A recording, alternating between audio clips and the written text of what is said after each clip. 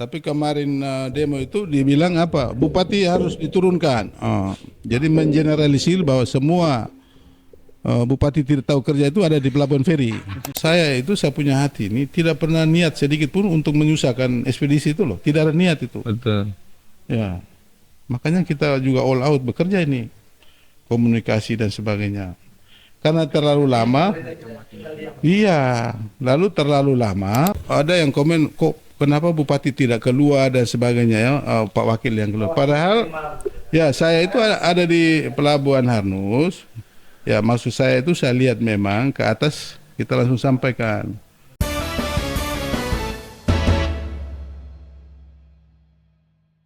Pak Bupati ini, Tata Bupati sebelum kita mulai ini Ya. mengulik-ulik soal-soal di Lembata, Ya. saya mau kasih kenal dulu. Siap. Ya tentu saja saya mau kasih kenal dulu siapa-siapa yang sedang menemani Pak Bupati, Tata Bupati di diskusi kita ini. Ya. Jadi ini tentu saja Pak Tata Bupati sudah kenal, Kakak Jai Sarabiti, Ketua Yayasan KTN, terus saya sendiri Abdul Ghafur, terus yang tiga ini yang suka ini saya perlu omong di Tata Bupati, ini yang tiga ini nih yang suka kritik ini. Yang suka kritik, mereka bertiga nih yang suka kalau kami podcast tuh selalu kritis. Ya, yang di ujung itu Damasus Lodolaleng, beliau guru di salah satu sekolah di Kupang. Ya. Terus Kakak Soman, Bung Soman Labaona atau Emmanuel Boli, ini jurnalis Detik Satu. Yang sering ganggu saya itu apa? Terus yang di ujung itu Rifan Sableku. Ya, apa ya? Ya siap, Sableku. Ini juga aktif sekali di grup Bicara Lembata New dan ini baru Lembata nih. Kira-kira 1 tahun 2 bulan Ya. memimpin Lembata. Apa yang sudah dilakukan? Jadi di visi misi ini Lembata Maju, Lestari dan Berdaya Saing ini kita terjemahkan ke dalam 6 misi, 8 prioritas dan 20 program unggulan. Jadi lebih banyak kita melihat 20 program unggulan karena itu langsung action menyentuh masyarakat. Ya.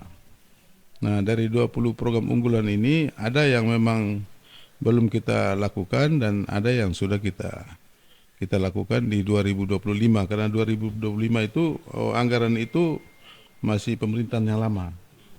Setelah kita masuk kita menyesuaikan supaya visi misi sebagiannya harus masuk di 2025.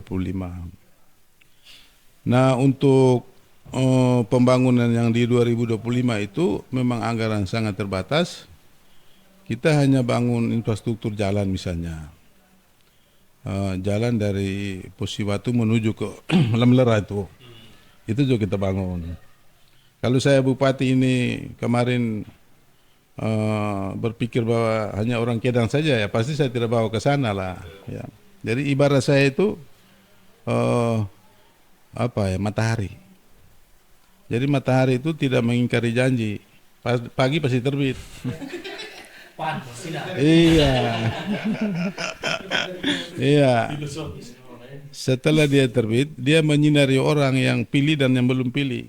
Yang belum pilih itu yang saya bikin jalan itu ke sana, Pantai Selatan, ya toh. Berarti dengan tagline nelayan tani ternak gitu ya, Tata Bupati punya fokus pembangunannya. Ya, jadi infrastrukturnya di jalan dulu, habis itu nanti kita masuk ke sana, terus jalannya ada di dalam kota. Ada beberapa titik kita bangun, di Ilape juga kita bangun, di Kedan juga kita bangun. Jadi infrastruktur itu pemerataan. Jadi kue itu sedikit-sedikit biar 1-2 meter kita menjaga cahaya matahari tadi itu. Jangan sampai kena sedikit orang saya. Ya itu di infrastruktur. Terus itu datang di sektor pendidikan itu daknya pendidikan ini kan sudah ke revitalisasi anggarannya. Jadi anggaran itu langsung masuk ke sekolah-sekolah. Infrastruktur misalnya perbaiki rehab sekolah apa semua itu lewat itu. Itu juga ada di SD, ada di SMP, ada di TK PAUD juga kita bangun tahun 2025 kemarin. Lalu datang di kesehatannya yang bangunan menyolok itu Labkesda, laboratorium kesehatannya dengan 5 pustu. Ya, itu syaratnya dari pusat DAK ini dia isyaratkan harus bangunnya di kelurahan. Ya, jadi kita sudah bangun semua dan tidak ada kendala, semua bangunan itu sudah selesai. Nah, khusus untuk itu perintah mandatori ya. Nah, menjadi sulit ini yang visi misi kita ini tidak ada mandatorinya. Ini pilihan. Jadi misalnya 100 juta dari pusat, mandatori bilang sudah bayar gaji habis kesehatan punya sekian persen, ada dia punya regulasinya. Lalu sisanya ini yang untuk jalankan visi misi. Jadi memang agak sulit ya. Uang sudah kurang, lalu kita berada di anggaran pilihan. Tapi kemarin 2025 itu 20 program unggulan itu pembangunan Bukit Hok misalnya, infrastruktur. Terus itu Bukit Ruminansia besar dengan Ruminansia kecil. Karena di janji kampanye kita itu, ketika pilih saya dengan Nasir, maka babi juga kami siap fasilitasi, kambing juga fasilitasi. Ketika masyarakat butuh uang cepat, ya toh, karena ternak itu di Lembata itu kadang-kadang anak sekolahnya minta uang cepat, babinya ada, kambing, tapi siapa mau urus, Pak? Itu saya alami waktu masih kepala dinas. Ya, sudah kita bangun kandang namanya Bukit Hok, Bukit Ruminansia untuk nampung ternak. Ya, itu yang dihilirisasinya, marketingnya. Di budidayanya karena uang kurang, kita mau beli bibit babi, kasih kambing, tidak bisa lagi. Sudah kita bekerja di hilir untuk memicu mereka bagaimana membuka ekspansi usahanya. Misalnya kemarin piara 1 ekor, karena ada sudah siap pasar menjadi 2 ekor, 3 ekor, begitu. Oke, mereka ini kalau Tata terlalu banyak bicara nanti mereka mengantuk. Siap, Jadi ya. kita kasih kesempatan juga mereka untuk ya. bicara, mereka punya Ya. pandangan. Ya, silakan. Ya, Kritik-kritik dulu. Bung Damas dulu. Ini yang suka kritik, kita dengar dulu. Oke, jadi Tata Bupati ini kan tadi memang banyak hal yang sudah dibincangkan tadi terkait dengan program-program yang sudah dilakukan, dan memang bagi saya itu 1 tahun 2 bulan ya. Kalau 1 tahun itu kan di birokrasi ini kan masih menjalankan apa yang sudah direncanakan kepemimpinan sebelumnya. Nah, sehingga dia mungkin mentok-mentok nanti di posisi 2 tahun ke atas, 1,5 tahun mungkin. Nah, itu baru bisa kelihatan yang ini nelayan tani ternaknya itu. Nah, tetapi untuk menjangkau itu kan harus didoping juga dengan BBM-nya ini, Pak. Dan aksesibilitas pelabuhan. Pelabuhan itu. Nah, sekarang BBM dulu. Sebelum ribut antara Amerika dengan ini kan kita sudah tahu juga bahwa memang kita sudah kekurangan ya BBM di Lembata. Nah, kira-kira ada upaya seperti apa yang dilakukan oleh pemerintah setempat untuk bisa mengatasi hal demikian? Karena saya punya beberapa teman-teman yang ini ada juga yang punya SPBU di Kota Kupang ini. Lalu mereka sempat sampaikan bahwa susah juga mereka mau masuk ke Lembata begitu. Nah, jadi kira-kira seperti apa ya ini yang pemerintah hadapi per hari ini, masalah-masalahnya, dan juga kira-kira jalan keluarnya seperti apa supaya masyarakat itu jangan keluhkan lagi, karena BBM ini dia berpengaruh terhadap traktor nantinya, pengaruh terhadap motor di laut nanti untuk cari ikannya, terhadap bagaimana masyarakat membawa hasil buminya ini ke kota untuk dijual. Lah itu Bapak, terkait itu dulu BBM dulu Tata. Pemerintahan itu selalu saja Masalahnya di BBM. masalah BBM ya. Masalahnya itu yang saya lihat secara masuk ke dalam. Yang pertama, kita daerah pulau, beda dengan floating Pak Toh. Jadi kalau habis ini malam dia sudah lari langsung ke sana, mau mere ambil lagi. Kita ini dari Lamau-Mere harus transit Larantuka, datang Larantuka harus over ke mobil kapal, lalu turun di ini. Jadi kalau ketika kemarin yang cuacanya jelek itu kita kesulitan karena Sabandar tidak izinkan kapal jalan. Ya, itu kendala satu, namanya transportasi daerah kepulauan. Lalu masalah yang kedua ini saya lihat SPBU juga Ya. Jadi memang kuotanya subsidi itu memang sudah diatur pemerintah ya. Jadi tiap hari misalnya 5.000 liter lah. Itu memang sudah apa ya didistribusikan dan apa. Itu masalah SPBU-nya itu pengelolaan di dalamnya. Ya, manajemennya.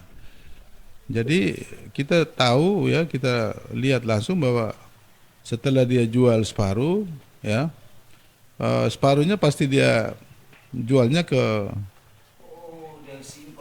ya kurang lebih seperti itulah, ya. Jadi dengan pengecer ini kan sudah kerjasama ya. Ini bahasa ini juga saya sering omong di media sosial juga. Jadi yang satu itu lagi, yang kedua setelah subsidi ini dijual habis, ya mungkin yang pengecer itu nanti jual lewat belakang atau bagaimana, kita juga tidak ini. Lalu SPBU-nya ditutup, non subsidinya tidak dijual. Sebenarnya ada alternatif. Masyarakat ini kalau mau mahal bagaimanapun, kalau non subsidi pasti dia. Jadi menurut saya mereka cepat tutup SPBU-nya supaya non subsidinya tidak dijual. Konsumen semua ini kan harus lari ke pengecer. Ini mau lari kemana lagi? Kalau saya mau lihat ini. Iya. Jadi saya lanjut dulu. Dalam pengawasan kita itu kita sudah turunkan misalnya Pol PP untuk jaga. Ya, tapi jaga sampai kapan? Dengan operasional kita yang sangat terbatas, ya toh. Mestinya yang jaga ini kan saya juga prihatin, Pak. Turun panas juga, air 1 gelas juga tidak ada. Ini setiap hari.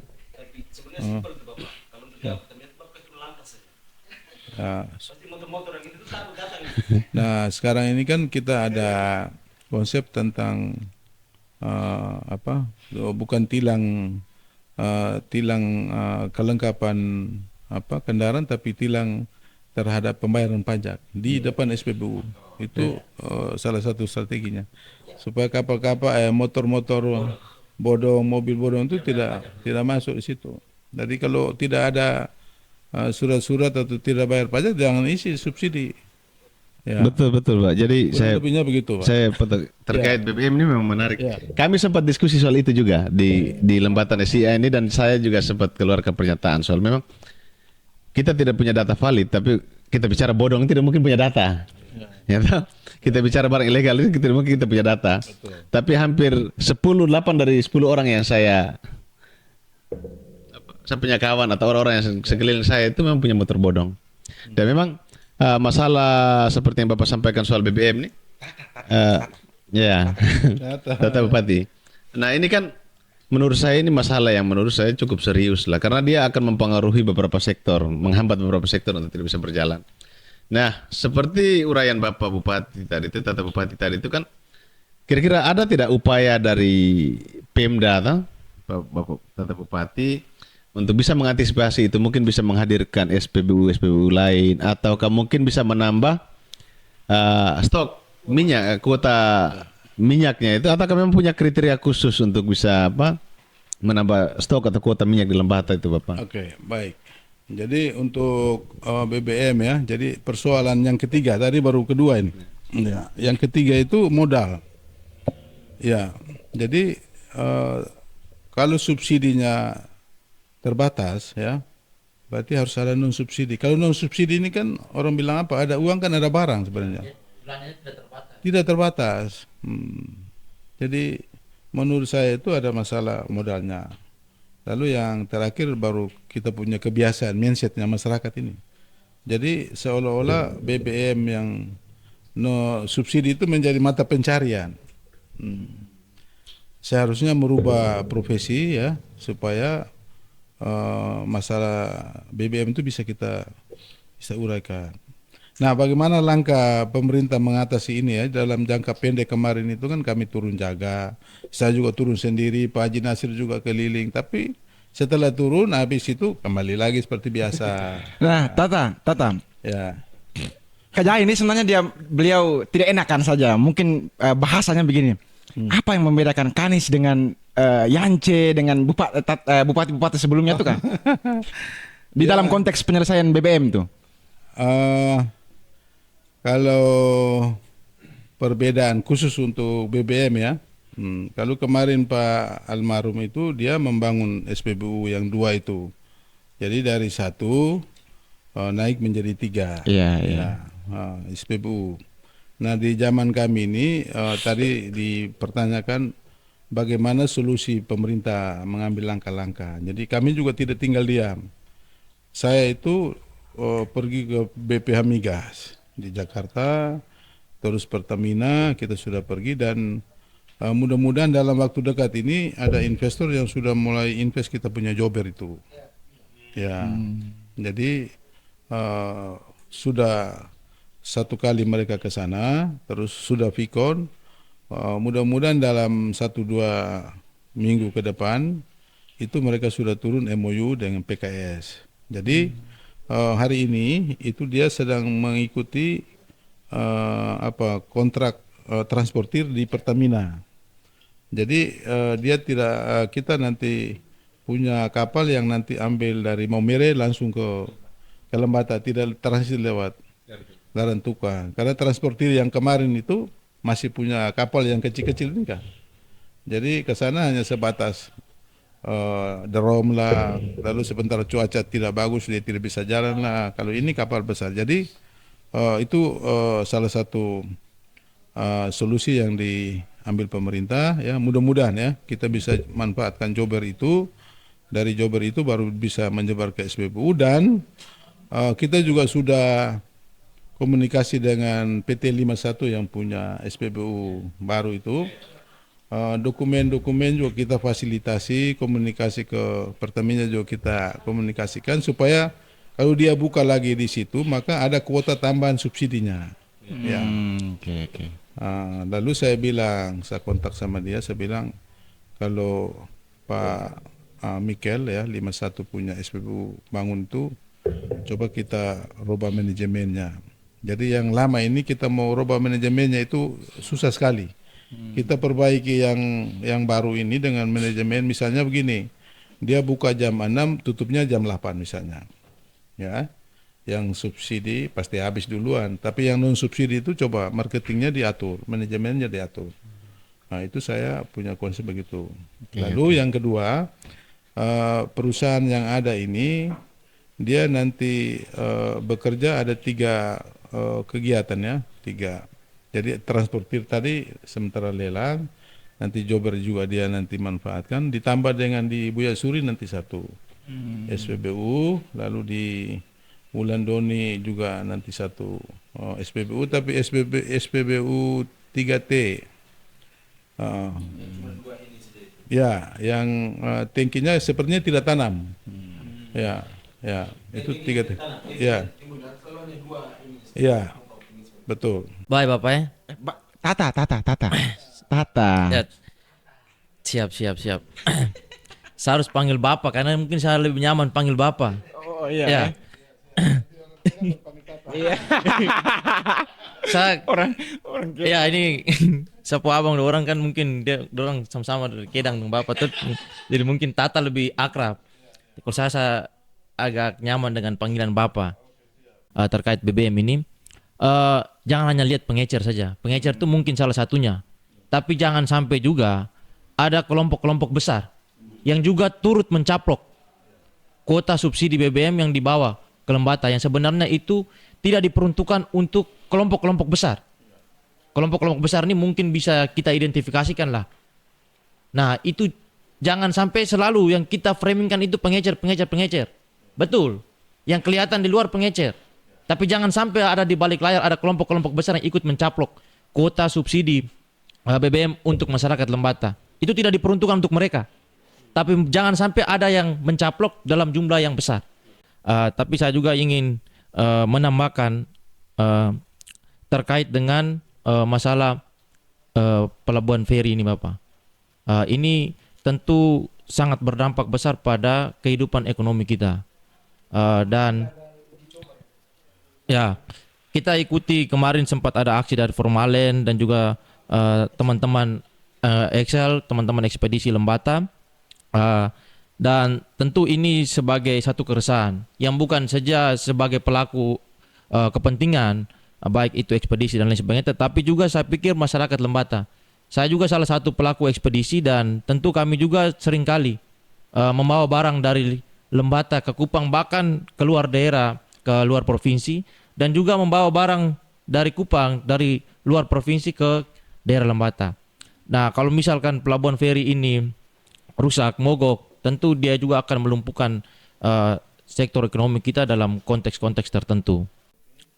Beberapa waktu lalu itu kita dengar keluhan masyarakat di Pada ketika mereka kebakaran, mereka itu mencoba untuk menghubungi damkar, tapi alasan damkar waktu itu kami punya BBM tidak ada. Bisa jadi juga karena memang kuota BBM waktu itu tidak ada, dan juga bisa jadi juga anggaran untuk beli BBM tidak ada. Dan yang dalam diskusi kami dalam satu grup, ini saya tidak tahu betul atau tidak apa. Tapi menurut salah satu teman saya yang kebetulan dia adalah PNS di Lembata, dia menyampaikan kalau dalam poster APBD belanja daerah kita untuk damkar saja, ini contoh saja Pak. Damkar itu dalam 1 tahun itu cuma 8 juta anggarannya. Ini damkar. Kalau saya lihat damkar ini kan dia ini adalah salah satu bidang yang tentunya dia menyasar pada kebutuhan masyarakat yang sangat urgent. Tapi kalau misalkan anggarannya tidak disuplai dengan baik, tidak di-backup dengan baik, tentu pelayanan juga akan pasti terhambat. Dan jangan sampai perjalanan dinas salah satu DPR, satu orang DPR itu lebih besar daripada biaya damkar 1 tahun. Ini yang menurut saya coba kita bikin perbandingannya. Jangan sampai kita lebih mengutamakan pada belanja daerah yang sifatnya operasional dibanding belanja modal dan juga biaya-biaya yang seperti ini Bapak. Ya. Kembali terakhir saya bilang tadi, saya cuma titip satu terakhir ini Bapak. Terakhir dari saya ingat jelas pada Bapak punya debat terbuka waktu Bapak masih calon bupati. Ditanya mengenai keberpihakan Bapak terhadap teman-teman anak muda, Bapak menyampaikan bahwa untuk kepentingan anak muda saya akan bikin pertandingan-pertandingan. Saya tidak melihat konteks pertandingan, saya tidak melihat teknis pertandingannya, tapi yang saya lihat Bapak punya perhatian, Bapak punya komitmen terhadap kepentingan anak-anak muda. Situasi di Lembata hari ini Bapak, kalau kita refleksikan, anak muda tuh banyak yang putus sekolah. Anak muda juga banyak yang tidak mampu melanjutkan pendidikannya ke perguruan tinggi. Hasil akhirnya Bapak, banyak anak muda yang memilih merantau, banyak anak muda yang memilih hidup di Lembata tapi terkatung-katung. Hasil akhir mereka kawin, lalu mereka juga tidak mampu membiayai hidupnya dengan baik karena ketidaktersedianya lapangan pekerjaan yang memadai Bapak. Oke. Kalau kita bicara sektor anak muda ini Bapak, di Lembata tuh pergaulan bebasnya juga sangat-sangat parah sekali Bapak kalau kita mau bilang. Ini juga saya pikir satu hal yang tentu tidak boleh luput dari perhatian pemerintah daerah. Bagaimana perhatian pemerintah daerah terhadap kelompok anak muda. Kalau saya lihat di Lembata itu ada banyak sekali kelompok anak muda yang bergerak di bidang yang positif. Ada yang bergerak di bidang seni, budaya, olahraga, bidang sastra, literasi, dan lain sebagainya Pak. Ada banyak sekali. Saya pikir kelompok-kelompok ini perlu di backup. Kelompok-kelompok teman-teman yang bergerak untuk membentuk suatu komunitas, membentuk satu kelompok-kelompok yang positif ini harus di backup. Kemudian dengan sendirinya mereka akan merangsang, menjauhkan anak-anak muda kita ini dari pergaulan bebas. Dan kami berharap juga Bapak ada keberpihakan dari pemerintah daerah untuk membeasiswakan. Konkret dari saya, membeasiswakan. Daripada kita biayai perjalanan dinas satu orang DPR yang tidak ada guna misalkan puluhan juta, kita biayai satu mahasiswa poinnya untuk dia sarjana dan dia bisa mengabdi untuk kita punya lautan, kita punya daerah. Tata Bupati ini mengerti saja, dia kan sudah banyak sekali yang dia tampung tuh. Jadi begitu keluar tuh dia kasih keluar semua. Ini banyak. Untung Tata sebelum dia ambil megapon tuh saya harus hentikan dia karena nanti dia bisa teriak-teriak ini. Sebentar kita lagi acor. Ya, jadi yang saya tangkap pertama tadi soal pengawasan DBM ya, lagi-lagi tadi itu bahwa saya itu pernah pasang Intel Nah, yang terkait dengan tadi jangan sampai di samping pengecer ada orang-orang tertentu yang mungkin lebih banyak mengambil itu. Jadi saya pasang intel. Intel itu mulai dari malam hari kapal sandar. Kapal kita itu biasanya sandar malam hari. Karena takut di pelabuhan umum ada apa-apa pada saat aktivitas di pelabuhan, tidak siang hari tidak diizinkan. Oke, jadi saya pasang intel Kesbang Pol, coba kawal itu mobil yang muat BBM kita dari kapal menuju ke SPBU tangki tanam itu, jangan sampai dia singgah di mana gitu, ya itu ya. Ternyata jam tengah dini hari itu ternyata tidak singgah, ya. Lalu kita pun komunikasi dengan transportir bahwa untuk kehilangan di atas kapal itu tidak mungkin, karena SPBU ini akan bayar BBM-nya ketika BBM-nya tiba, berapa liter yang diisi di tangki tanam itu yang dibayar oleh SPBU. Hanya kekhawatiran kami jangan sampai SPBU kerjasama lagi dengan pihak luar tadi, sehingga kita pasang intel tuh. Ya, 1-2 malam itu kita coba jaga, tapi tidak terjadi di perjalanan. Saya bilang, kalau begitu semuanya ini terjadi di SPBU. Kalau kita lihat, jadi kemungkinan tadi itu, ya dia sekitar SPBU pengecer atau ke orang lain tadi, itu SPBU. Sehingga memang ke depan ini saya itu berpikir yang SPBU yang ada lebih baik saya tutup separuh.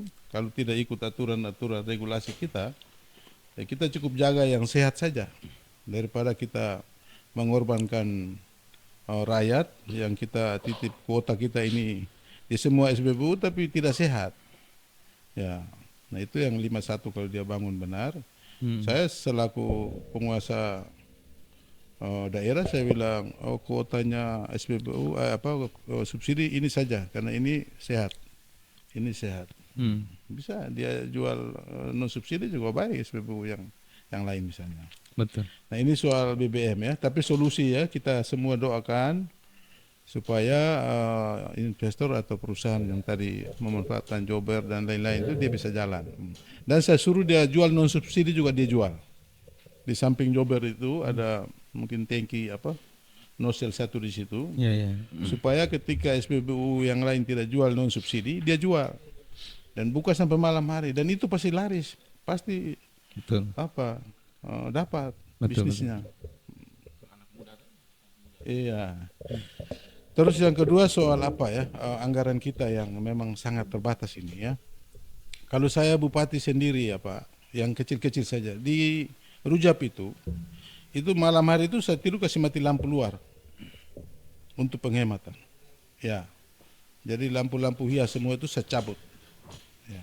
Artinya kita ingat. Kurang bersinar, Pak. Yang kedua kami cahaya nih. Bapak Tata Bupati kalau jalan di terang bulan itu bercahaya. Jadi kepala saya ini marketing politik, Pak. Ya.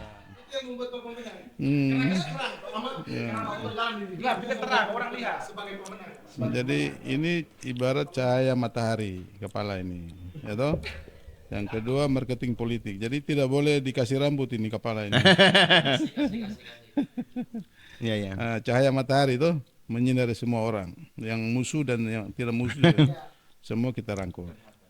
Lalu APBD ya, operasional, belanja pegawai dan sebagainya. Ya. Dari Seda Keuangan lapor, Bapak, kalau dulu Bupati punya itu 1M 1 tahun untuk operasionalnya. Sekarang itu turun 200. Iya.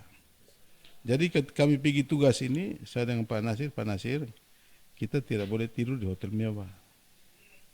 Di dalam Perbup itu kan 1.250.000 yang satu malam itu tidur. Tapi kami itu cari hotel yang di bawah 1 juta nih. Hari ini saya tidur di Amaris yang harga 500 itu. Artinya begini, kita kan beban juga Pak. Sebagai anak tanah ini kan beda rasa Pak. Ketika kita ingat rakyat susah lalu kita tidur di hotel yang mahal kan tidak sonu, tidak nyenyak gitu. Kalau saya, jadi biarkan kita tidur nyaman sudah cukup. Lalu yang kedua hemat. Nah terkait dengan belanja ini, adik semua, memang belanja pegawai 50% ini, itu dari pagu kita yang 600. Lalu sisanya itu mandatori.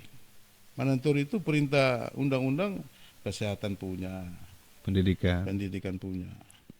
Lalu perjalanan kepada dinas ini, saya mau pergi Jakarta misalnya, panggilan dari menteri urus teknis bla bla. Mau bawa kepala dinas tidak bisa jalan, karena uang jalan luar daerah tidak ada. Posisi hari ini.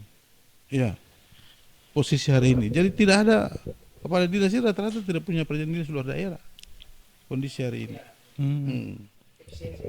Konsekuensinya terkait dengan itu untuk pembangunan di sisi lain apa itu kira-kira? Ya, jadi untuk pembangunan tentunya berdasarkan visi misi kita pemberdayaan toh. Jadi memang masyarakat di luar ini kan tidak lihat apa yang kita kerjakan. Saya bilang tadi, kita tidak membangun sebuah gadis cantik untuk dipertontonkan tadi. Jadi masyarakat itu tidak mau tahu. Jadi untuk mengatasi hal itu kita ada skenario tentang skema pembiayaan. Jadi misalnya tadi ada yang mau usaha sektor real, misalnya pertanian, peternakan, perikanan. Kalau tidak punya modal, kita arahkan ke bank yang kur dari itu. Dalam kampanye kita itu kan begini, nanti kalau saya dengan Haji Nasir menang, pergi ke bank itu pemerintah antar. Dan sekarang kami lakukan, bahwa siapa mau usaha sini, sama-sama gandengan pemerintah kita menuju ke bank untuk kita atur sistem kreditnya. Termasuk tadi yang pemuda-pemuda yang mungkin dia tidak bisa berusaha ya toh sini. Jadi sekarang itu begini, kalau menurut saya lapangan pekerjaan itu ada, tergantung niat Pak. Kalau modal bagi saya tidak ada masalah, ada koperasi, ada bank, ada juga pengusaha. Hanya niat hobi. Anak muda ini kalau dia hanya menunggu orang kasih kerja dia kan sulit. Mestinya harus usaha. Lahan kita ada, air ada, marketing ada, MBG ada, pasarnya sudah siap semua, Bukit Tok ada. Tapi kemarin demo itu dibilang apa? Bupati harus diturunkan. Jadi mengeneralisir bahwa semua bupati tidak tahu kerja itu ada di Pelabuhan Feri. Ya toh? Nah, itu saya tidak mengerti itu. Kita udah kerja, indikator makro kita bagus 2025 dibanding dengan 2024 ini bagus, kemiskinan turun. Ya, lapangan kerja kita kan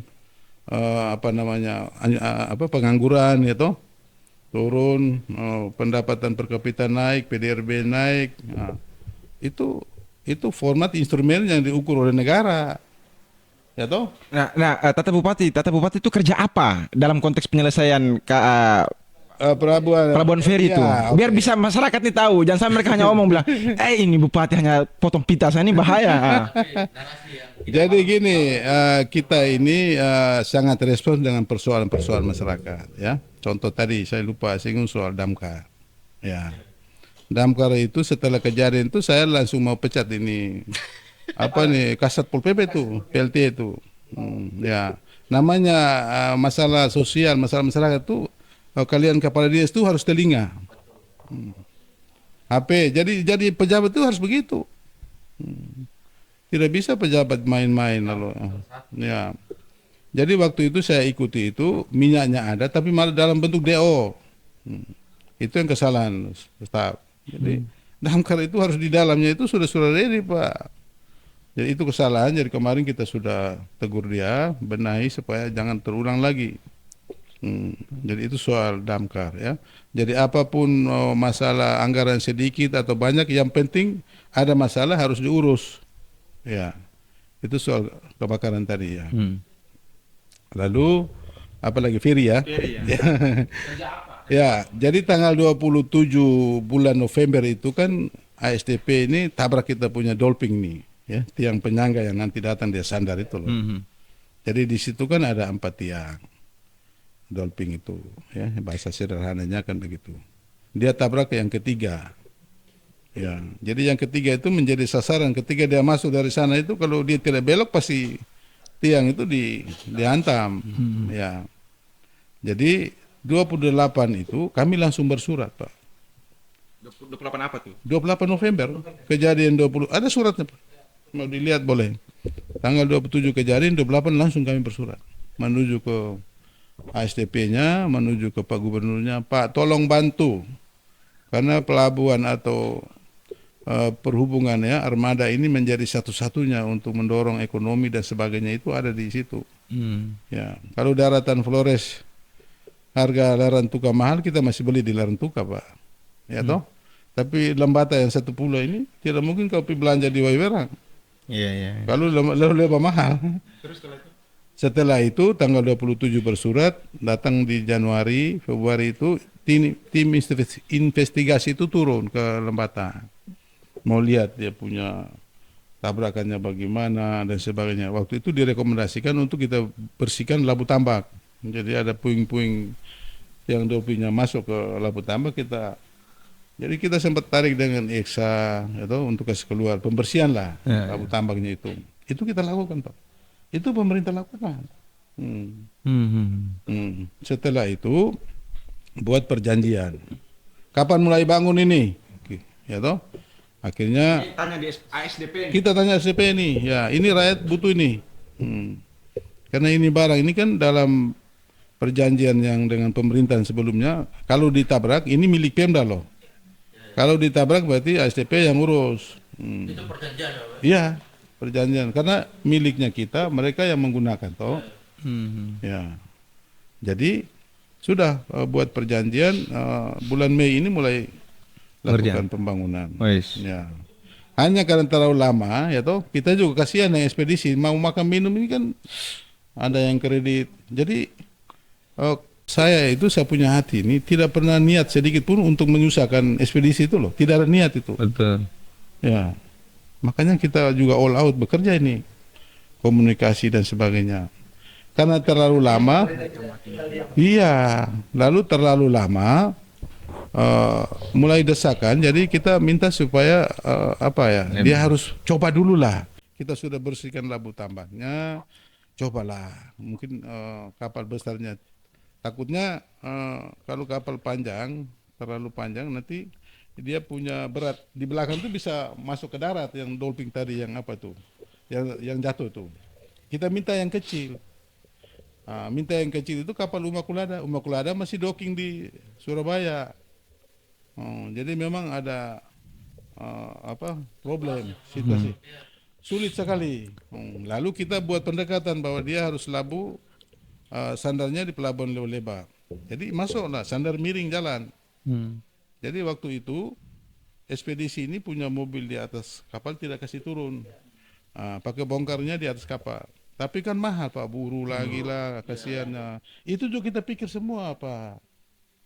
Ya. Sudah buat pendekatan dia kasih turun ramdornya di Pelabuhan Leo-Leba. Tapi lagi-lagi kendalanya, jadi memang pemerintah birokrasi itu begitu, dia punya iramanya. Jadi harus surat izin dari kementerian atas usulan Sabandar Lembata. Jadi sampai dengan hari ini suratnya kan baru kirim tanggal 6 April kemarin ke Kementerian Perhubungan. Secara politik kita juga komunikasi ke Kementerian Perhubungan lewat Ahmad Johan.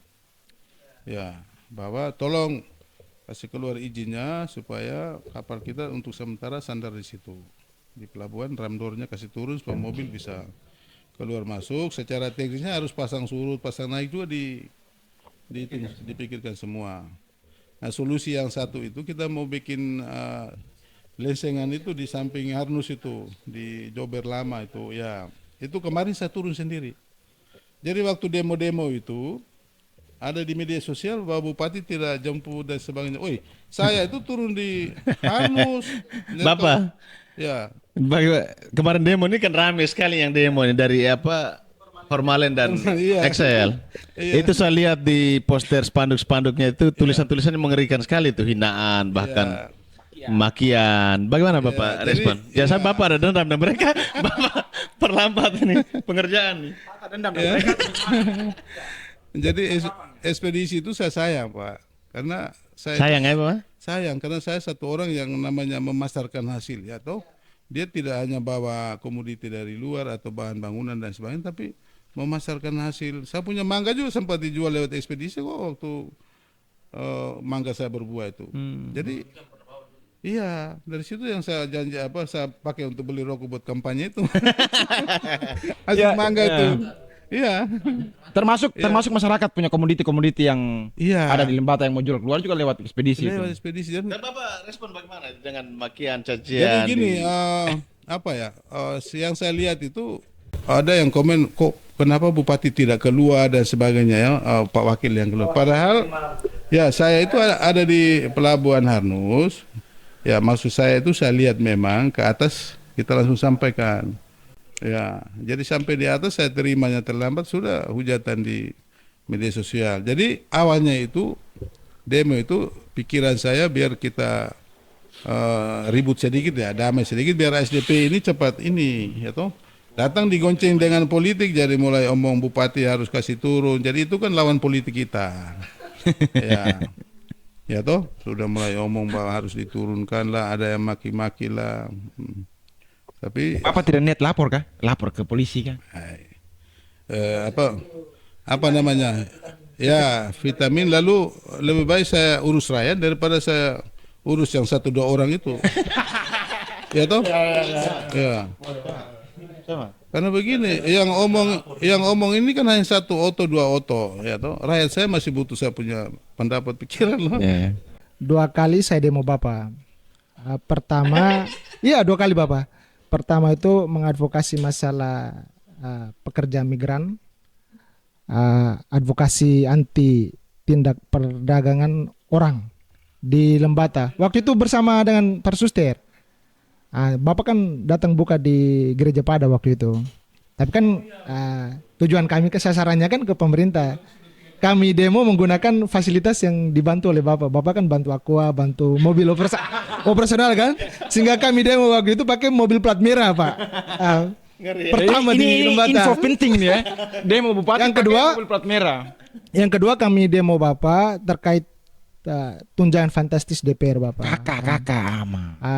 Iya kakak soal tunjangan fantastis. Ya sana ke Bapak. Kita kan berhadap-hadapan di ruang komisi DPR kan Bapak. Kita menuntut supaya Bapak turunkan tunjangan fantastis DPR, yakni tunjangan transportasi dan juga tunjangan perumahan. Juga saya dengar informasi A1, tunjangan konsumsi pimpinan DPR per bulan itu 30 juta. Kalau ini dipangkas kan tentu diprioritaskan untuk kebutuhan dasar masyarakat, nelayan tani ternak itu yang diutamakan. Ya, kita menanti sikap tegas Bapak ke depannya lah, dan kami mendukung itu. Yang berikut, Kakak Bupati, selama 1 tahun 2 bulan Bapak memimpin Lembata, saya melihat tuh ada yang tidak beres di dapur Bapak itu dalam urusan surat menyurat. Kalau tidak salah 3 kali surat resmi yang dikeluarkan oleh pemerintah itu salah ternyata isinya. Pertama terkait dengan surat edaran pembatasan izin keramaian kalau tidak salah. Kedua isinya tentang apa tapi banyak tipe di situ. Yang diketik YG saja begitu. Padahal itu surat resmi yang ditandatangani oleh Pak Bupati sendiri. Yang ketiga terakhir itu SK Bupati nomor 163 tentang Pokja geothermal PLTP ATDI kan. Di situ kan yang tolak Bapak. Nah, di situ kan Tata, apa? dia tolak dia.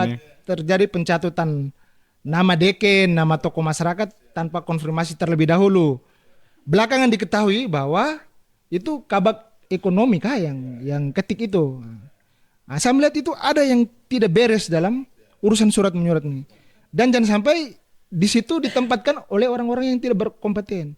Bapak Bupati punya kewenangan untuk memecat, ganti orang itu. Jangan ragu-ragu Pak. Supaya jangan sampai kekeliruan mereka yang disoroti adalah Bapak. Hal sepele itu. Orang menilai tata kelola pemerintahan kita ambur-adul. Orang menilai kualitas pemerintahan Bapak. Padahal yang melakukan itu adalah bawahan Bapak itu sendiri. Jadi jangan ragu-ragu untuk memecat orang yang berkompeten dalam urusan surat menyurat. Ini hal penting Pak. Yang berikut terkait dengan geothermal Bapak. Sikap saya sudah jelas Bapak. Saya menolak saya menolak dengan melihat dampak negatifnya. Karena sudah beberapa kali saya turun melakukan advokasi di Atakore, dan sikap masyarakat di situ, suku Puhun kalau tidak salah, dengan suku Wabin. Saya duduk bersama dan mereka menyatakan sikap tegas menolak dan memperhatikan dampak negatifnya seperti zat H2S, hidrogen sulfida, yang dampaknya akan menyebabkan seng karat, korosi, kemudian tanaman mati, menyebabkan sakit kulit dan lain sebagainya. Juga dapat mempersempit ruang hidup masyarakat di sana, Bapak. Karena sudah beberapa kali sana. Saya mau tanya, apa sikap Bapak terhadap geotermal? Kalaupun menolak, seperti apa konsekuensinya? Kalaupun menerima, seperti apa pertanggungjawaban Bapak terhadap masyarakat? Itu yang pertama, Bapak. Yang kedua, terkait dengan nelayan tani ternak. Ada yang mengatakan bahwa itu kegiatan unggulan, bukan program unggulan atau bukan visi misi. Karena hari ini Bapak bersama kami, saya ingin menanyakan kepada Bapak Bupati, apa target menengah maupun target makro pencapaian nelayan tani ternak ke depannya, Bapak. Itu yang kedua. Yang berikut terkait dengan keluhan-keluhan CPNS 80%. Itu mereka menyarankan agar saat pelatihan dasar, latsar, itu dilakukan full online, Bapak. Mereka tidak mau ke Kupang dengan mempertimbangkan biaya ke sini. Jadi mereka berharap agar pelaksanaan pelatihan dasar nantinya bagi CPNS, bagi 618 CPNS itu dilakukan secara full online saja, Bapak. Kemudian ada yang bertanya lagi, selama 1 tahun 2 bulan kepemimpinan Kakak,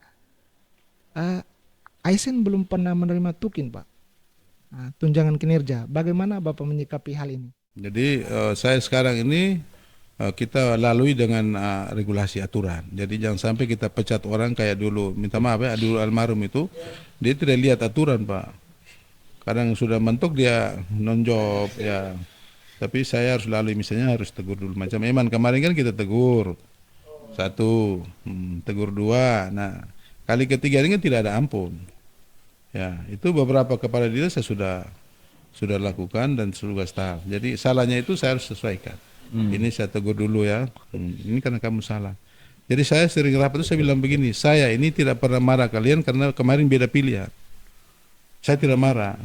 Yang saya marah itu karena kalian tidak ikut irama kerja saya dengan Pak Nasir ini. Betul. Ketika saya omong hari ini, lusa baru jawab. Ya toh, lusa punya lusa, itu yang saya marah. Ya toh, kamu buat salah, itu yang saya marah. Bukan saya dendam politik. Saya satu orang ini, hati saya ini tidak pernah saya dendam, Pak. Betul, Mau ile apa, mau. Dan itu waktu masih kadis itu saya, namanya dari Kedan juga saya tidak pernah membuat kekuatan, dari Selatan tidak pernah, semua sama. Itu yang dibawa sampai dengan hari ini. Jadi ada orang politik bilang, weh, lu jangan begitu. Ya memang karakter saya kemarin menang itu karakter dasar saya. Kalau saya rupa jangan sampai makan tambah tidak jadi nih. Kan begitu ya. Betul. Tambah. Betul. Karakter juga jangan terlalu berbalik 100%. Ya Bapak, ini Yang lain dulu ya. Ini dulu ya soal kinerja pemerintahan tadi ya. Jadi hari ini kita sedang menata, kita lihat. Saya istilah satu, yang istilah kedua lagi saya bilang begini. Kalau kalian tidak bisa ikut irama saya, angkat tangan. Minum susu dulu di luar, kasih tenaga dulu, baru masuk kembali. Ya, jadi pasti saya seleksi orang yang, maksudnya paling tidak loyal dulu lah ya. Soal pintar itu nanti, yang penting kita panggil dia menyahut, ya, supaya cepat pelayanan kita, ya toh. Nah, yang saya marah-marah ini kan untuk rakyat, Pak, bukan untuk saya. Nah, itu soal birokrasi. Terus tadi soal BBM dulu ya, geotermal. Geotermal ini ada siapa namanya? Soman. Soman ini sudah menolak ya. Kalau untuk pemerintahan saat ini ya, untuk di Nubai Raka itu saya ambil posisi di tengah-tengah. Karena begini, memulai proses awal ini kan di pemerintahan sebelumnya. Jadi mulai eksplorasi pembebasan lahan dan sebagainya ini kan sudah terlanjur jalan ini. Nah ini kalau kita tolak Pak, ini nanti resiko itu banyak sekali. Ya, dan nanti pasti kita perkara dengan PLN, pasti perkara dengan rakyat Pak. Uang sudah diambil, sudah di apa habis ya. Iya, itu yang saya sekarang juga jadi dilematis. Ya, bagaimana saya lindungi rakyat saya. Tapi ada beberapa yang saya sampaikan ke PLN untuk melindungi pertanyaan tadi itu. Yang pertama, kalau ambil lahan saya 1 hektar, lu harus bebasin saya 1 hektar di sana. Yang kedua, kemiri 10 pohon, kelapa 10 pohon di dalam 1 hektar, lu harus tanam di lahan itu. Sampai dengan dia berhasil, supaya psikologi kehidupan ekonomi saya itu tidak terganggu. Itu yang saya tawarkan ke PLN. Terus jangka panjangnya CSR itu pasti, misalnya beasiswa lah. Lalu saya bilang kalau bisa desa-desa yang sasaran, ini kalau jadi loh Pak ya, kasih gratis. Dia punya pulsanya itu loh, gratis sepanjang masa. Daerah sasaran ini, dampak ini. Lalu yang jangka panjangnya, lu siap relokasi. Kalau terjadi apa-apa, ya PLN sudah punya lahan yang memang tidak dibuat sekarang, tapi kita harus buat di hitam putih, tertulis supaya ketika ada terjadi apa-apa, desa itu kita sudah siapkan lahannya. Di sana PLN bangun rumahnya, segala macam. Nah itu bagaimana konsep kita melindungi rakyat kita itu di daerah dampak ini. Ya. Terus yang berikut soal keterlibatan gereja itu, ya. Awalnya itu saya arahkan soal keterlibatan gereja dan juga tokoh masyarakat saya arahkan. Lalu dalam perjalanan mengajukan dokumen ke bupati ini kan tidak mungkin saya tanya, sudah buat dekat dengan Romo Dekan ke belum ya kan? Nah mestinya secara teknis OPD harus buat pendekatan saja kan tidak ini. Kemarin SK-nya kita sudah cabut, kita ada revisi dan begini kenapa saya libatkan gereja. Maksud saya itu semuanya ini kan kita harus mendengar masyarakat, mendengar rakyat ini agak. Orang bilang rakyat, suara rakyat itu kan suara Tuhan Pak. Ya, betul. Jadi maksud saya gini, di kabupaten yang lain itu seolah-olah pemerintah dengan gereja ini kan tidak connect ini loh. Ya toh? Makanya di Lembata itu saya mau kita jalan bareng-bareng dengan agama, kita turun tanya masyarakat. Dalam kepentingan turun tanya masyarakat. Iya. Kalau masyarakat mau legowo, bukan. Masyarakat mau legowo lah gereja. Masyarakat tidak mau ya kita pulang. Toh memang masyarakat tidak mau. Jadi mau saya begitu. Itu yang dipelintisir di. Iya, dipelintir itu. Jadi Romo Dekan juga marah. Saya ini bahasa saya sederhana saja kok sampai di media sosial ini macam apa karakter Romo itu beda dengan pernyataan-pernyataan dari media sosial itu Romo juga marah. Jadi sepulang dari tugas saya ketemu Romo Deken, saya ketemu minta maaf.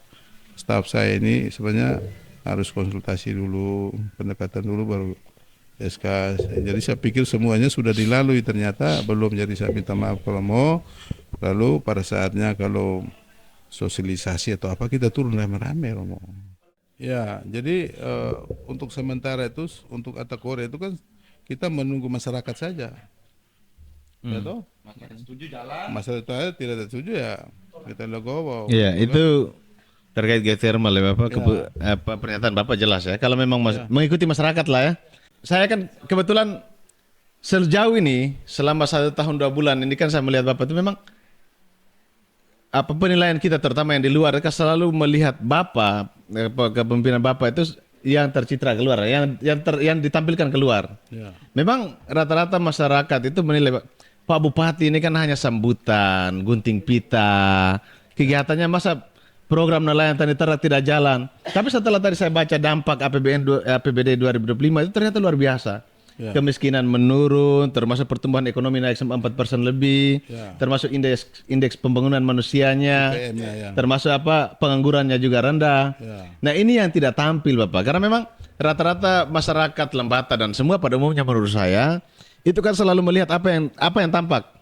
Nah, Bapak ini kan di media sosialnya Bapak, mau di media sosial resminya pemerintah dan juga mungkin di apa sahabat Kanistua. Ya. Nah itu kan selalu menampilkan Bapak yang hanya Di sambutan, depan menampilkan Bapak yang hanya gunting pita. Oke. Jadi itu yang membuat penilaian masyarakat tuh, Bapak Kanis ini hanya bupati 5 tahun hanya gunting pita saja nih.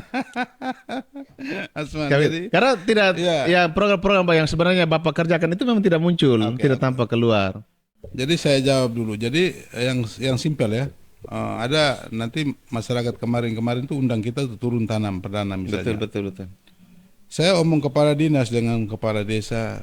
Saya bilang kalau bupati turun, dulu itu kita hanya pergi panen satu baris habis, makan minum habis, pulang. Sekarang turun sampai di sana panen 1 hektar dulu baru pulang. Iya. Nah, itu kita sudah lakukan hanya karena tidak dipublikasikan. Muncul di media. Ya. Dari mereka hanya syuting di depan kalung habis, masuk ke dalamnya ini kita wawancara dengan petani, kamu susah apa, lalu ke sana juga kita ikut tanam. Ya, itu yang mereka tidak ini. Termasuk konteks apa persiapan menuju ke sana, bagaimana kebijakan Bapak itu kan tidak muncul toh. Iya. Mereka yang hanya ditampilkan di medsos Bapak, mohon maaf itu Bapak lagi Tata. Tata Bupati medsos tuh itu penuh dengan ini semua. Penuh dengan gunting pita. Jangan sampai Tata Bupati bilang mau makan tambah tapi masyarakat nanti nilai kita dukung beliau juga, nanti beliau hanya urus gunting pita, ini bahaya. Nah, ini yang mesti Tata harus Betul. cepat-cepat Jadi recovery. saya dengan Pak Haji Nasir itu sebenarnya pekerjaan fisik juga kami lakukan, Pak. Hanya itu tadi ya, untuk apa kita manggung sebenarnya. Ya, nanti waktu yang bisa menjawab. Tapi karena harus di media sosial kan, nanti mungkin setelah pulang kita akan evaluasi. Jangan tampil di depan, Pak. Sebenarnya di depan itu hanya 1-2 menit, tapi di belakangnya itu kami Berjam-jam tuh. tanam juga. Itu yang tidak ditampilkan. Terus mau masuk kandang juga kita masuk, ya semua kita lakukan, Pak. Betul. Jadi itu soal itu ya. Lalu soal kita punya capaian-capaian tadi sudah disampaikan. Saya juga rasa bangga ya, kok kita kerja ya. Jadi pada intinya APBD kita terbatas, tapi ada indikator makro yang kita dapatkan ya. Lalu saya pikir-pikir mungkin ekonomi kita ini bergerak naik, akhirnya persoalan-persoalan lain yang diikutkan. Contoh misalnya kemarin kita proteksi ayam beku dari luar ya. Itu mimpi saya waktu masih Kadis, tapi kuasa kita kan sedikit waktu Kadis. Nah sekarang sudah jadi bupati, uang tidak ada. Jadi konsep kita ini udah mati. Jadi begini, NTT ini pingin kita ya toh, pingin kita itu mulai dari hulu sampai dengan hilir itu mapping bagus di jangka panjang di 5 tahun ini ya. Supaya apa? Supaya masyarakat ini ketika dia tanam, dia tahu ada pasarnya. Dia piara, ada pasarnya. Dia mau laut, ada pasarnya. Sampai dengan kita mau olah ya. Misalnya sekarang ada rencana kita mau olah ikan menjadi bakso, menjadi nugget yang nanti didorong ke MBG. Ya, abon. Nah, di situ kan ada pendapatannya masuk, tenaga kerja masuk. Nah, jadi mau dibilang jangka panjangnya seperti apa? Ini hanya 5 tahun ya. Jadi kita hanya sebatas hulunya kasih bagus. Hulunya kasih bagus itu contoh. Kita punya mente sekarang ini, populasi kita ini kan semakin kurang. Populasi 1 pohon ini menghidupkan anak, cucu, cece ke bawah. Generasi yang mau ditanam ini belum. Nah ini yang kita harus kerja berat di hulu ini, meningkatkan populasi. Ya, tambah tanam, produksinya harus naik. Nanti di tengahnya kita pasca panen, lalu industri sampai ini dia mapping kuat. Oke. Ya, itu konsep-konsep ke depannya.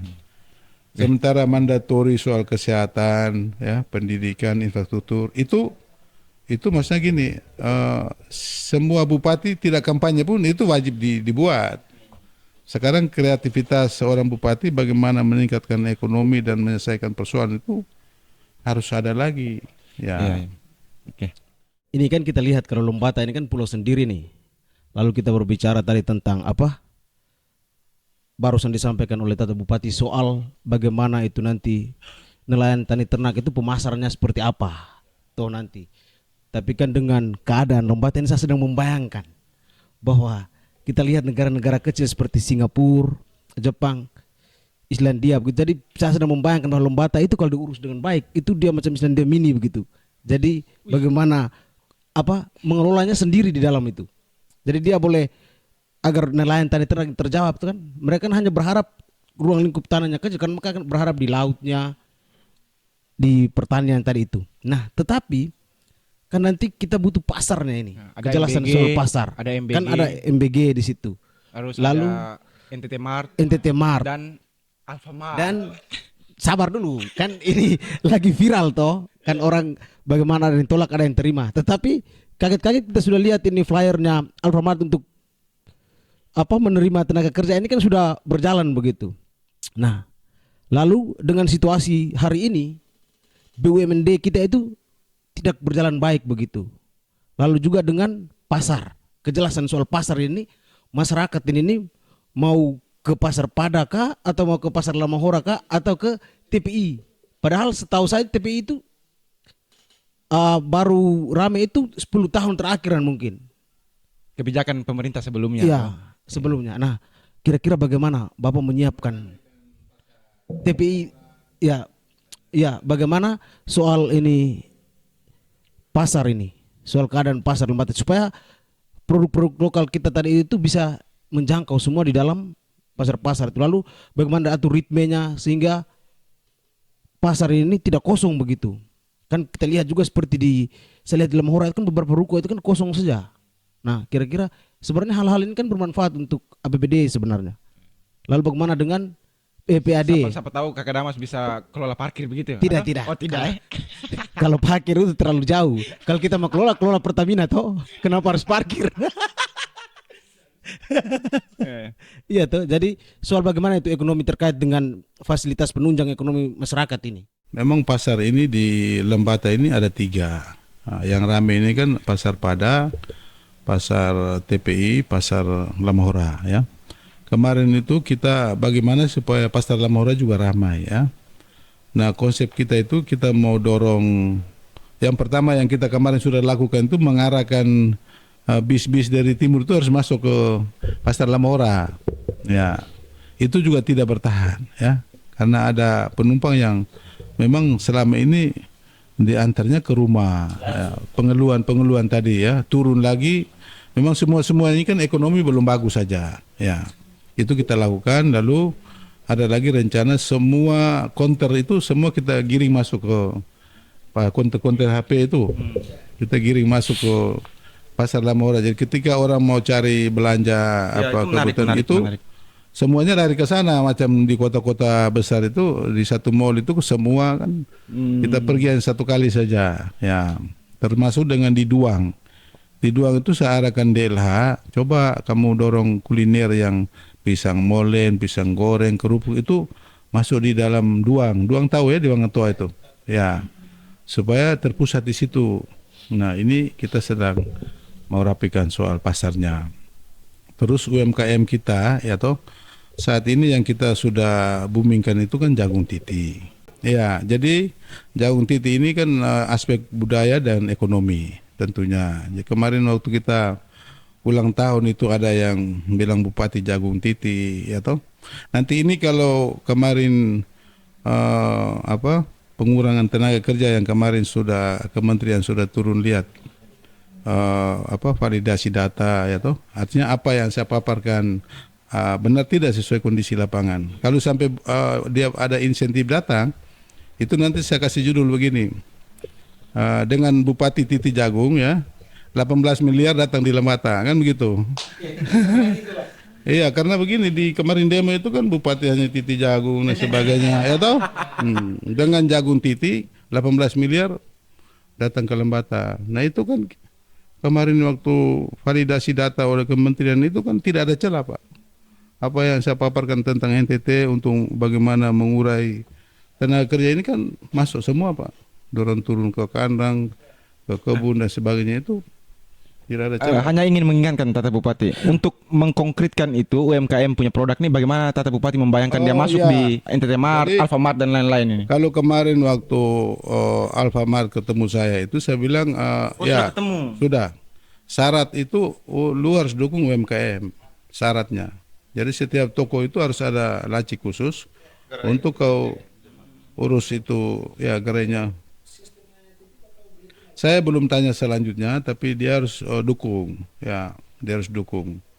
Lalu ada NTT Mart juga, lalu kita punya jagung titi ini ya, selain produk dalam dan saya yakin kalau daya beli seperti ini terus, kita produksi UMKM banyak nanti kesulitan pasar ya.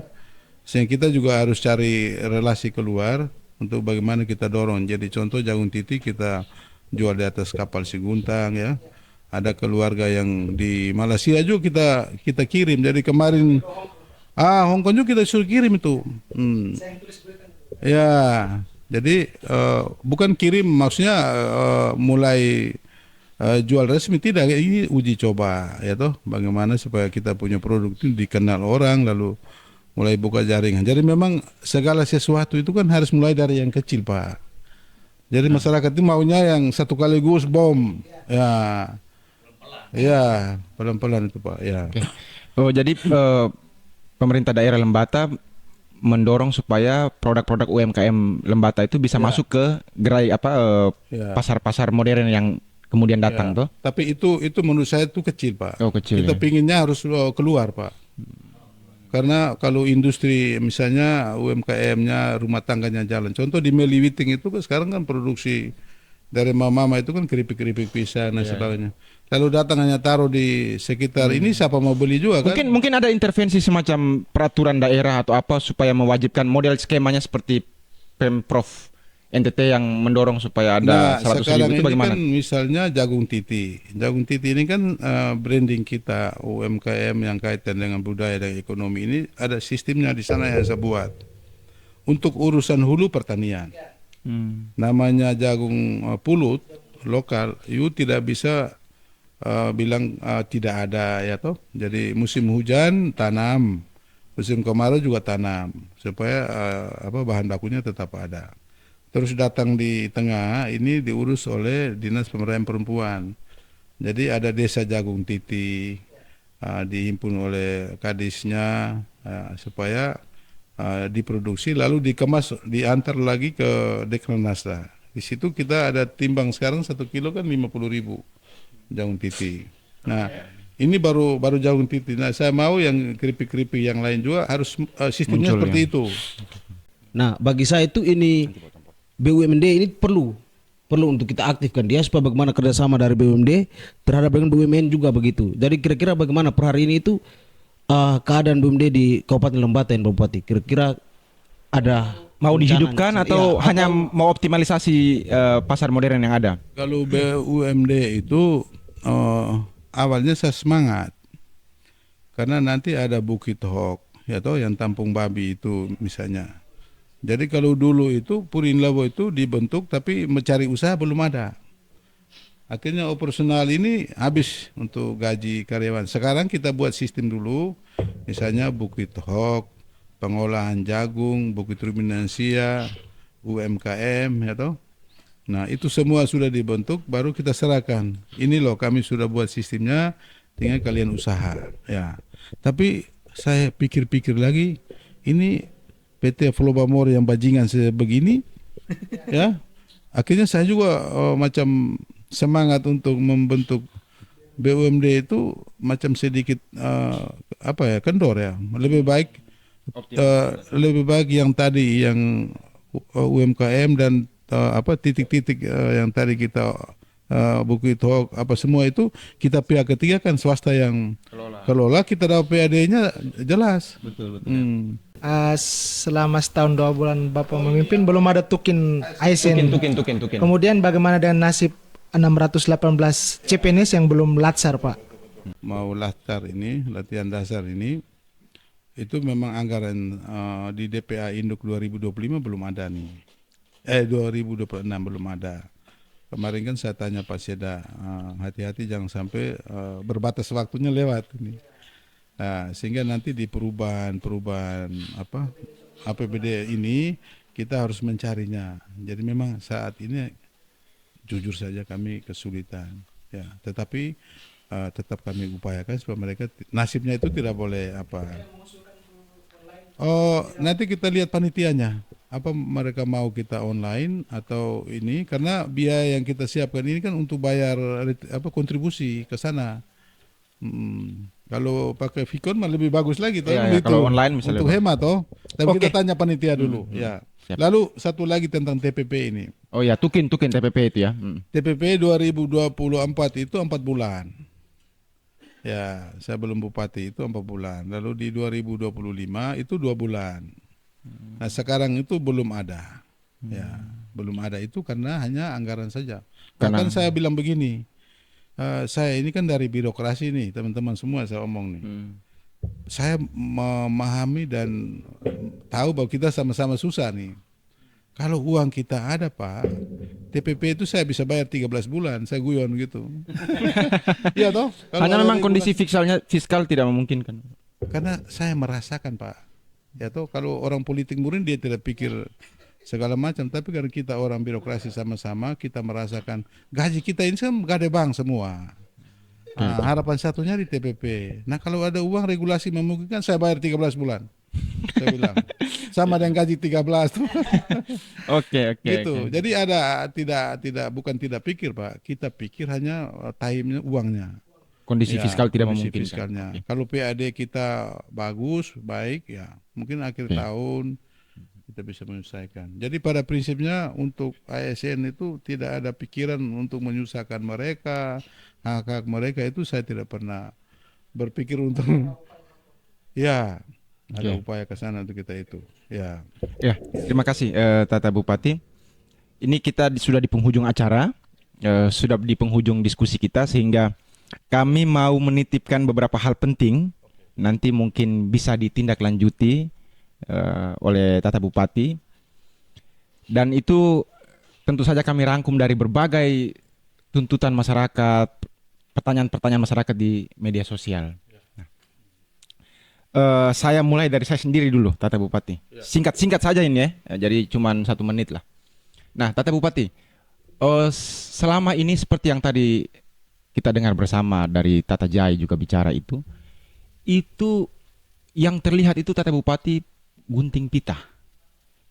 Tidak terlihat bagaimana organisasi perangkat daerah OPD itu mendukung apa yang sedang Tata Bupati lakukan. Dari kita mendengar Tata Bupati cerita ini kan bagus sekali, tapi tidak terkomunikasikan dengan baik. Sehingga saya berharap nanti OPD juga mereka bisa mempublikasikan apa sebenarnya yang mereka lakukan supaya penilaian terhadap Tata Bupati itu berimbang. Jangan sampai orang kemudian bisa mempelintir seolah-olah Tata Bupati hanya bekerja untuk gunting pita saja. Itu juga kurang bagus karena pasti ada banyak hal yang dilakukan dan itu bisa memicu diskusi publik yang lebih sehat ketimbang hanya makian, cacian dan hinaan terhadap Tata Bupati. Mungkin itu saya. Semoga ke depan itu ada pengelolaan media sosial OPD ini bisa menjadi lebih optimal. Dan jangan sampai yang terlihat ini hanya Tata Bupati saja dan apalagi hanya yang posting Prokopim saja dan itu hanya gunting-gunting pita, itu hanya harus dievaluasi Tata Bupati. Mungkin dari saya begitu. Saya kebetulan kita di KTN ini kan ada program juga pertanian dan kelautan sekarang. Kita lagi berupaya untuk peternakan masuk di Lembata. Ini juga selain dalam rangka pemberdayaan masyarakat Lembata, tentunya kita berharap karena program Bupati Lembata sekarang kan nelayan tani ternak. Nah, jadi mungkin kita bisa berkolaborasi kurang lebih. Dan bukan hanya KTN menurut saya. Karena dengan tadi kita bicara soal anggarannya sudah sangat terbatas, kemudian kita tidak bisa mulai akselerasi lah, mau mulai melangkah untuk buat sesuatu yang sesuai dengan yang kita pikirkan, yang bagus-bagus saja. Apalagi sesuai keinginan masyarakat itu belum tentu bisa.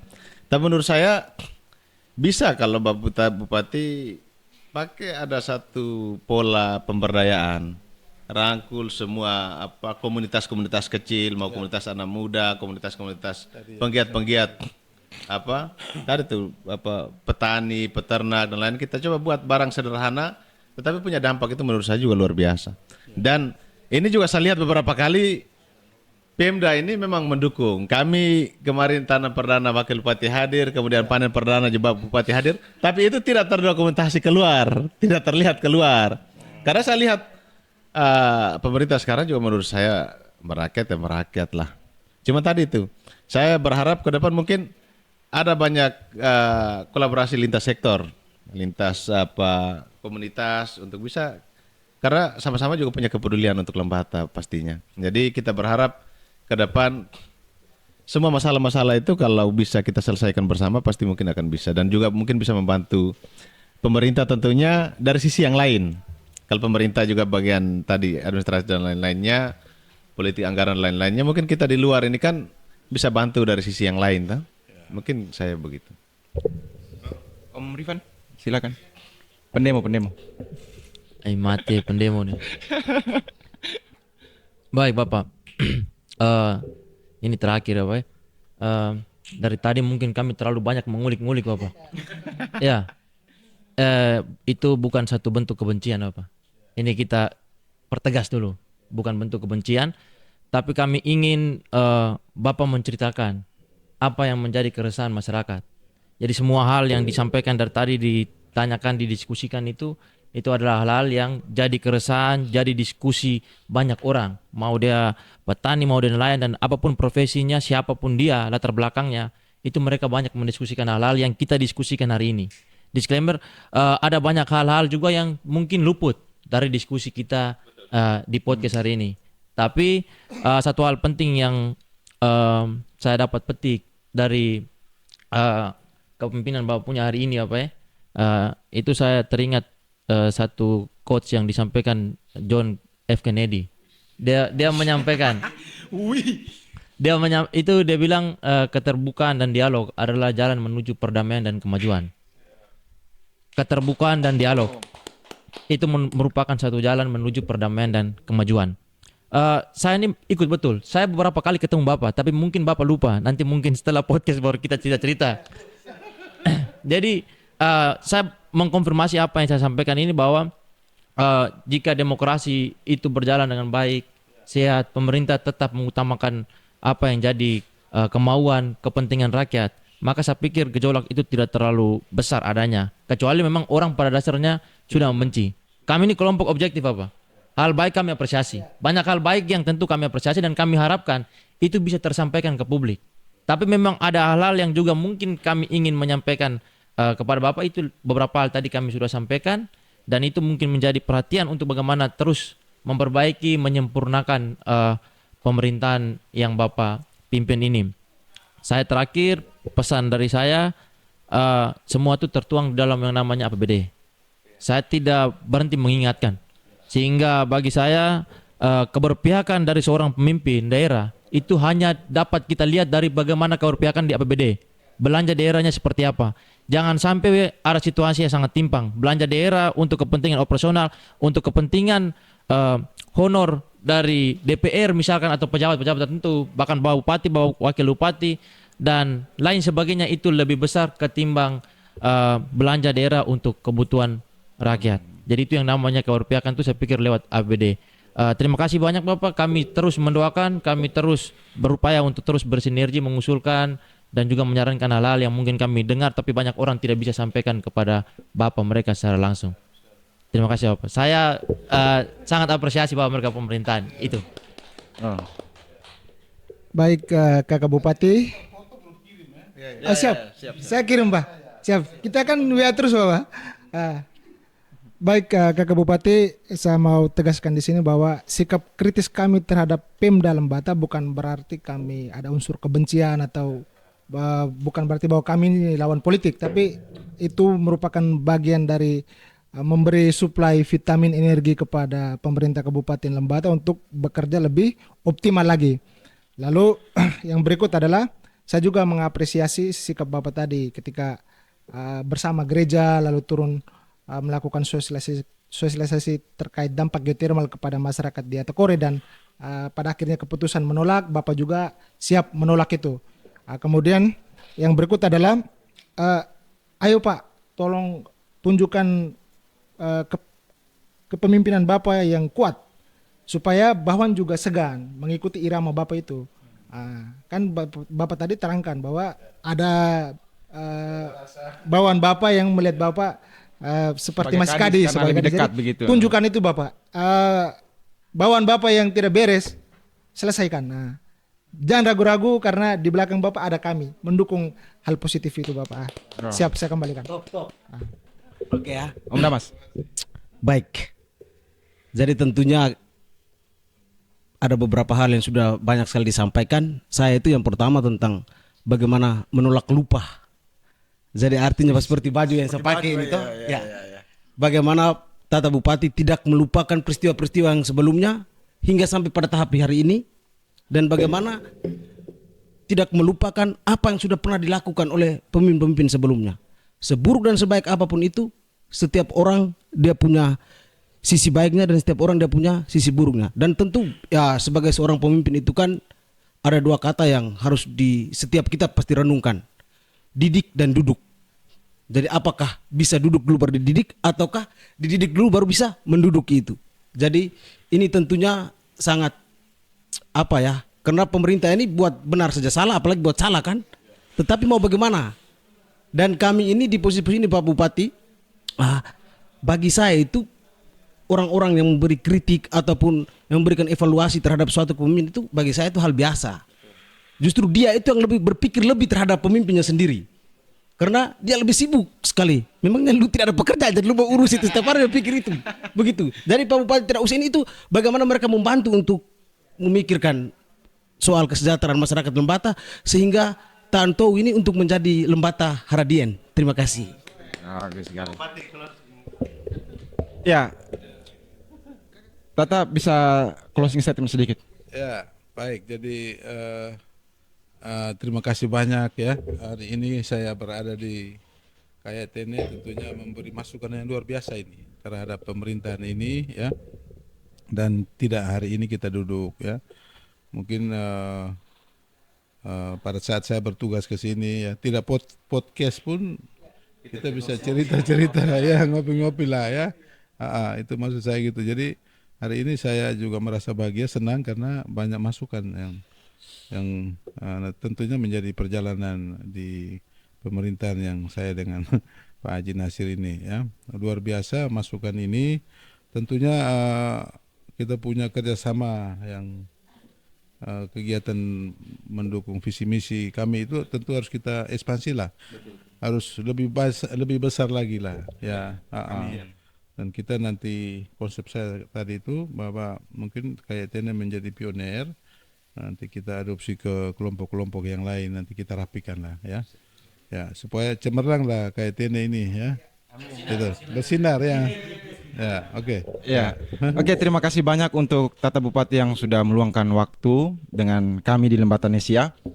Dan di penutup ini saya mengutip apa yang Tata Bupati omong di awal tadi. Tata Bupati ini kalau jalan di bawah terang bulan itu bercahaya ya, memberikan cahaya pantulan yang luar biasa. Jadi jadi orang yang tidak oposan sekalipun itu juga bisa terlihat posisi mereka karena Tata Bupati menurut pengakuan Soman juga memfasilitasi jalannya roda demokrasi di Lembata. Jadi setiap orang yang tidak setuju dengan kebijakan Tata tidak alergi, tapi Tata justru berada di garda depan untuk mendukung setiap perbedaan pandangan yang muncul di Lembata. Itu saja.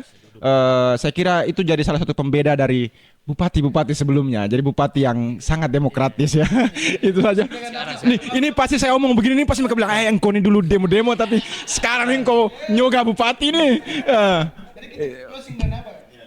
Ya, kita closing dengan kalau saya omong bilang Lembata tahun tou kita bilang Haradien ya. Oke. Ya, Adi mungkin kameranya bisa di ini biar kami semua. Oke, Lembata tahun tou Haradien. Oke, 2 kali ya. Oke. Lembata tahun tou Haradien.